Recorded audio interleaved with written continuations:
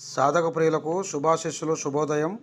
ఈరోజు చాలా పురాతనమైనటువంటి గ్రంథంలో పరిశీలించి పరిశోధించిన తర్వాత ఈ మంత్రాన్ని మా పూర్వీకుల చేతి వ్రాతతో రాసినటువంటి కాపీలో సరిగా అక్షరాలు కనిపించకపోవడం వలన దీనికి సంబంధించినటువంటి ఈ రాజస యోగ పురాతన గ్రంథాన్ని సేకరించి దీని నుండి ఈ మంత్రాన్ని మేము లిఖితపూర్వకంగా రాసుకొని జపం చేసి సిద్ధింపజేసుకొని ఎంతోమంది కూడా ఈ మాతంగేశ్వరి ఉద్యోగ ప్రాప్తి, ఉపాధి ప్రాప్తి, వ్యాపార వాణిజ్య సంస్థలలో కూడా ధరింపజేసుకునే యంత్రాన్ని కూడా తయారు చేసి ఇవ్వడం జరుగుతుంది.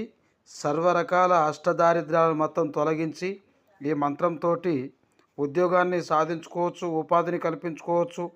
ప్రస్తుతం నడుస్తున్నటువంటి వ్యాపారాలలో కూడా ఎలాంటి నష్టాలు లేకుండా లాభసాటిగా జరగడానికి ఈ మంత్రం అనేది చాలా అద్భుతంగా పనిచేస్తుంది. ఈ మాతంగేశ్వరి దేవి మంత్రము, ఈ మంత్రాన్ని రావి చెట్టుకు 3 సార్లు ఈ మంత్రంతో జపిస్తూ ప్రదక్షిణ చేయాలి. తూర్పు ముఖంగా చెట్టు కింద కూర్చొని 1008 సార్లు భక్తి శ్రద్ధలతో ధ్యానించి చేసిన తర్వాత బియ్యం లేక గోధుమ పిండి లేదా చక్కెర వీటిని కలిపి చెట్టు మొదట్లో చల్లాలి.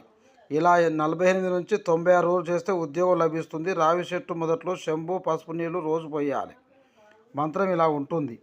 అయితే ఈ విధంగా చేయడానికి చాలామంది రిస్క్ తీసుకుంటారు కనుక ఒకసారి 11 సార్లు 11 రోజులు ఇలా గోధుమ పిండి, చక్కెర లేదా బియ్యం లేదా చక్కెర కలిపి రాయి చెట్లు మొదట్లో పోసి ఈ మంత్రం ద్వారా ఉద్యోగం, ఉపాధి, వాణిజ్య సంస్థలలో అత్యద్భుతమైనటువంటి లాభాలు, అనేక రకమైనటువంటి సానుకూల పరిస్థితులు ఏర్పడుతందుకు ఈ మంత్రానికి సంబంధించి ఇంత జపం చేయలేరు కనుక మాతంగేశ్వరి దేవి మహామంత్రానికి సంబంధించి ఒక యంత్రాన్ని తయారు చేసి రాగి తావీజు నందు మరియు రాగి బిళ్ళ తయారు చేసి ఇవ్వడం జరుగుతుంది.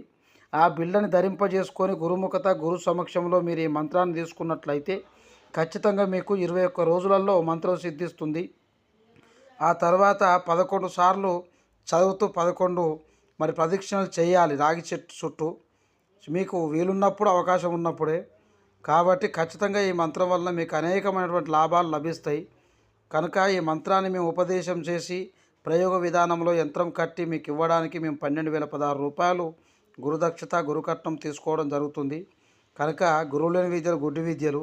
ప్రతి పుస్తకాన్ని కూడా పునఃపరిశీలించి దానిలో ఉన్న లోటుపాట్లను గుర్తించి మంత్రానికి సమకూలమైనటువంటి మార్పులను చేసిన తర్వాతనే మీకు ఇవ్వడం జరుగుతుంది. కనుక ఈ మంత్రానికి గాను మేము గురుకట్నం తీసుకొని ఇవ్వడం జరుగుతుంది.